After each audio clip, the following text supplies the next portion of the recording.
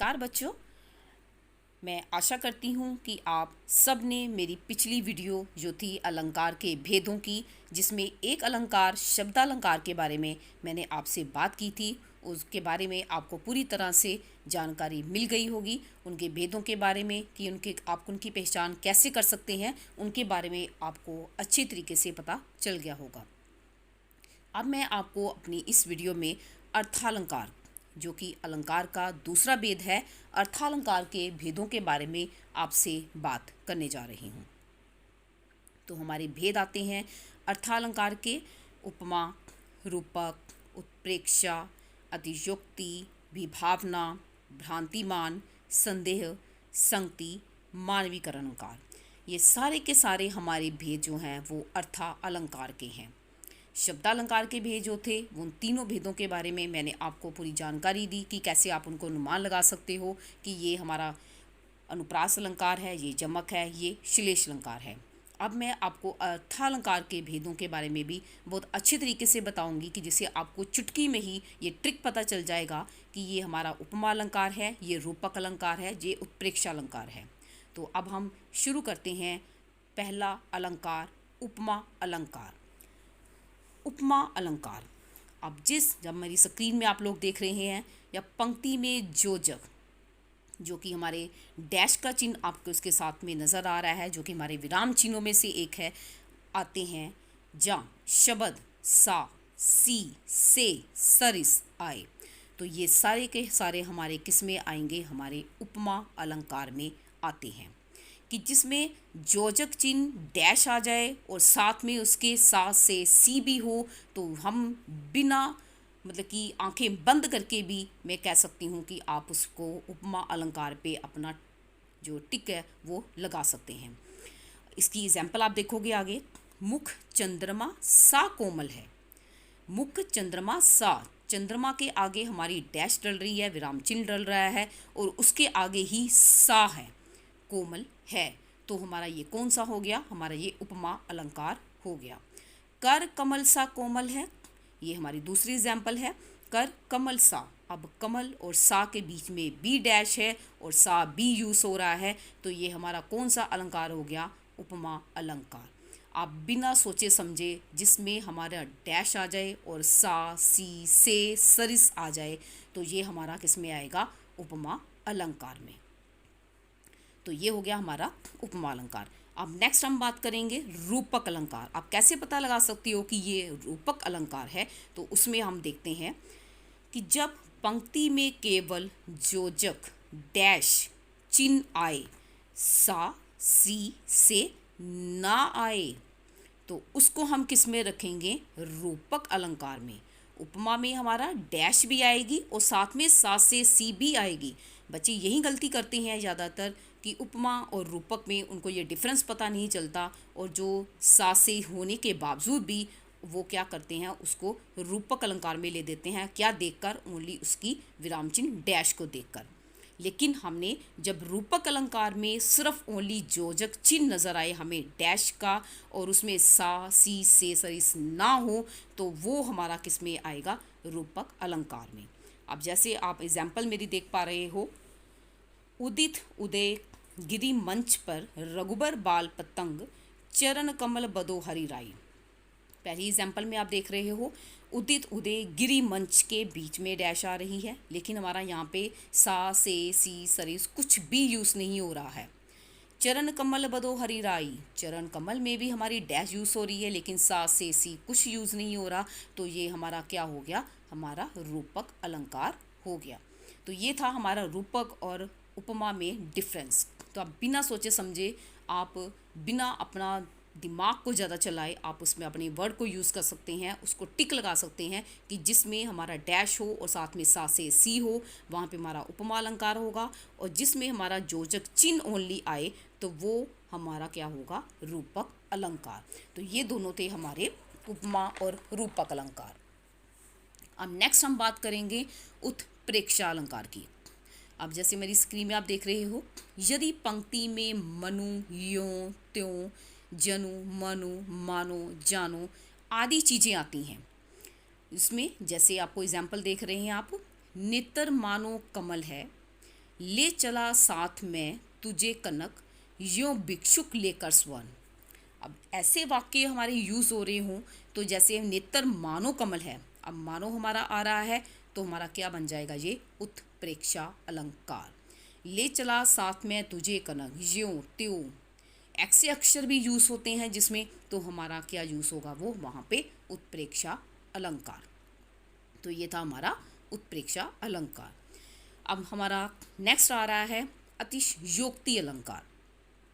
इसमें क्या दिया होता है, इसमें किसी भी बात का वर्णन उन्होंने बड़ा ही बढ़ा चढ़ा कर दिया होता है, क्योंकि हर बात को वो बड़ी बढ़ा चढ़ा कर बात करेंगे।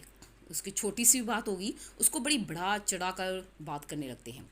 जैसे आप किसी भी लेडी के साथ बात करते हो, वो भी लेडी भी आपके साथ बात करती है, तो आप एक बात को ही कितनी बार रिपीट करते हो, बढ़ा चढ़ा कर, एक ही बात को कितनी बढ़ा चढ़ा कर बात करते हो। जैसे एग्जाम्पल आप देख सकते हो इसमें, आगे नदियाँ बड़ी अपार, घोड़ा कैसे उतरे पार, राणा ने सोचा इस पार, तब तक चेतक था उस पार। अब इसमें क्या बताया गया, आगे नदियाँ बड़ी अपार, कि नदियाँ बड़े उफान पे हैं, घोड़ा कैसे उतरे पार, राणा ने सोचा इस पार। अब इसमें राणा की बात की जा रही है कि राणा ने क्या सोचा, इस पार, जिस पार राणा भी सोचता तब तक चेतक था उस पार। कि चेतक जो कि राणा प्रताप का घोड़ा था, कि क्या बताया गया है, अभी राणा के सोचा भी नहीं था और चेतक क्या हो गया, उस पार हो गया। तो इस बात को आप सोच सकते हो कि कितना बढ़ा चढ़ा कर बताया गया, कि चाहे बात हो भी ना ऐसी, लेकिन फिर भी इस बात को कितना बढ़ा चढ़ा कर बताया गया है।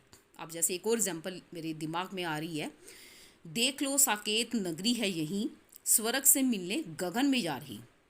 अब देख लो साकेत नगरी है यही, अब एक नगरी की बात की जा रही है, साकेत नगरी की, और उसके बारे में क्या बात की जा रही है कि वो स्वर्ग से मिलने जा रही है। कि भला नगरी भी, साकेत नगरी जैसे कोई भी नगर है, वो स्वर्ग से मिलने काश में जा सकता है। तो इस क्या मतलब हो गया इस बात का, कि इस बात को बड़ा ही बढ़ा चढ़ा कर बताया जा रहा है, तो वो हमारा किस में आ जाएगा, अतिशयोक्ति अलंकार में। तो ये हो गया हमारा अतिशयोक्ति अलंकार, जिसमें बात को बड़ी ही बढ़ा चढ़ाकर, बिना बात पे बढ़ा चढ़ाकर किया जाए। अब नेक्स्ट हमारी आ रही है विभावना अलंकार। अब आपको अक्षर से ही पता चल रहा है, विभावना, बी मतलब कि बिना, भावना भावना के कुछ हो जाना, बिना भावना के ही कुछ हो जाना, बिना कारण ही, कि कोई कारण नहीं लेकिन फिर भी कुछ हो जाना। अब जैसे एग्जाम्पल आप देख पा रहे हो, बिन पद चले सुने बिन काना, कर बिन कर्म करे विधि नाना। बिन पद चले कि बिना पैरों के चले, बिन सुने बिना कानों के सुने, बिन काना कर बिन कर्म करे, बिना किए कुछ ही कुछ काम हो जाना, अपने आप ही काम कुछ हो जाना, तो उसको हम किस में लेके आते हैं, विभावना अलंकार में। कि बिना कारण ही, बिना भावना की ही कुछ हो जाना, उसको हमने किस में रखेंगे, विभावना अलंकार में। तो अब आशा करती हूँ आपको समझ में आ रहा होगा। नेक्स्ट आ रहा है हमारा भ्रांतिमान अलंकार।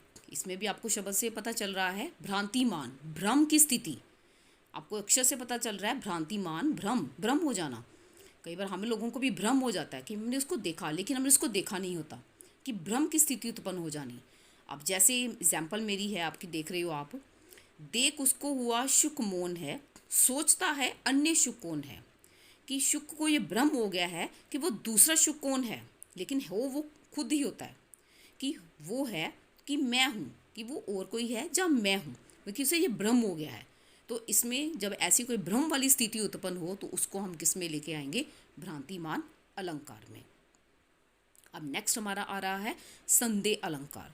संदेह, जैसे आपको शब्द से पता चल रहा है, डाउट, कि किसी चीज़ में डाउट ही रहना, हमें किसी चीज़ का संदेह ही रहता है कि ये है नहीं है, ये इसका क्या है, इसका क्या अर्थ है, क्योंकि इसके बीच में हम उलझे ही रहते हैं, किसी चीज़ में उलझे ही रहते हैं, हमें संदेह ही बना रहता है।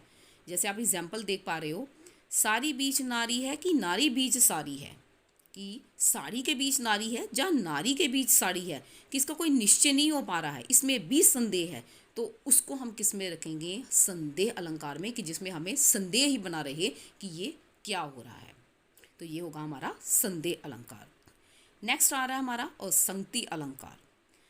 अब इसमें क्या होता है कि बोल कोई रहा होता है, जैसे मैं हूँ, मैं आपको पढ़ा रही हूँ, गला मेरा दर्द कर रहा है, लेकिन कोई क्या बोल रहा है, लेकिन प्रभाव किसी और पर पड़ रहा है।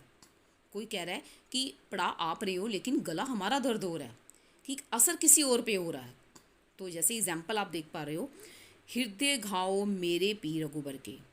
अब इसमें बात क्या हो रही है, हृदय घाव मेरे पी रघुबर के। अब इसमें एग्जाम्पल आप ले सकते हो लक्ष्मण की, कि जब लक्ष्मण को तीर लगता है तो रघुबर क्या कहते हैं, राम जी हमारे क्या कहते हैं कि घाव तुम्हें लगा है, दर्द मुझे हो रहा है।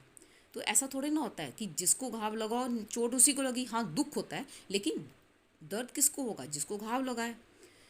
दूसरों को दर्द होता है लेकिन उस तरह का दर्द नहीं होता, लेकिन जिसको चोट लगी हुई है दर्द भी उसी को ही होगा। तो ये हमारा किस में आएगा, असंगति भाव में।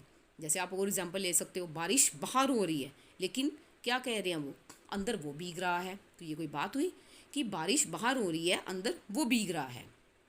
तो ये इसका कोई तुक नहीं बना। तो इसको हम किस में रखेंगे, असंगति अलंकार में। नेक्स्ट हमारा रह गया है हमारा मानवीकरण अलंकार, कि जब प्राकृतिक चीज़ों में मानवीय भावनाओं के होने का वर्णन हो। जैसे निर्जीव वस्तुएं आप ले सकते हो, हमारे फूल हैं, बादल हैं।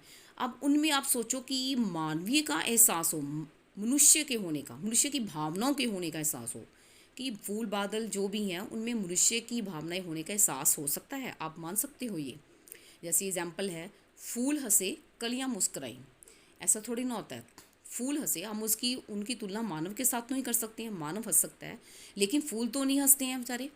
तो ये सब क्या हो गया कि जिनमें निर्जीव वस्तुओं में भी उनके, हम इन चीज़ों को भी मानवीय भावनाओं के साथ जोड़ते हैं, तो उनको हम किस में करते हैं, मानवीकरण में। तो ये सब थे हमारे अर्था अलंकार के भेद। आशा करती हूँ कि आप सबको समझ में आए होंगे कि उपमा अलंकार था तो उसमें जोजक चिन्ह आएगा और साथ में सा से सी आएगा। रूपक अलंकार में सा से सी नहीं आएगा, ओनली उनका जोजक चिन्ह ही आएगा, तो उसको हम रूपक में रखेंगे। उत्प्रेक्षा में मनु, मन, ज्यों, त्यों, जन, मन ऐसे शब्द आएंगे तो आप उसको उत्प्रेक्षा में रखेंगे। अतिशयोक्ति में बढ़ा चढ़ाकर बात की जाएगी। विभावना में बिना किसी कारण के, भावना के कुछ भी हो जाएगा, उसे विभावना में रखेंगे। भ्रांति में हमें भ्रम की स्थिति बनी रहेगी, और संदेह में हमें समय में नहीं आएगा, डाउट ही रहा रहेगा, तो हमें किसी बात के लिए संदेह ही रह जाएगा। और संगति में बात कोई कर रहा है, गला किसी का दर्द हो रहा है, पढ़ा कोई रहा है, गला किसी का दर्द हो रहा है, तो ये हमारी असंगति में आएगी। और मानवीकरण में जब हमने अपने प्राकृतिक चीज़ें हैं जो मानवीय भावनाओं से उनको जोड़ेंगे, तो वो हमारा किस में आएगा, मानवीकरण में। मैं आशा करती हूँ कि आपको अलंकारों के बारे में अच्छी तरह से जानकारी मिल गई होगी। और यदि आपको अलंकार समझ में आ गए होंगे तो मुझे आप अपना मैसेज ज़रूर छोड़ें कि हमें अलंकार समझ में आ गए हैं, ताकि मुझे भी पता चले कि हमारे बच्चों को अलंकार के बारे में पता चला है या नहीं चला है। तो आप मेरे चैनल को सब्सक्राइब शेयर ज़रूर कीजिए, ताकि आपको मेरी इसी तरह की और वीडियो के बारे में आपको जानकारी मिलती रहे। धन्यवाद।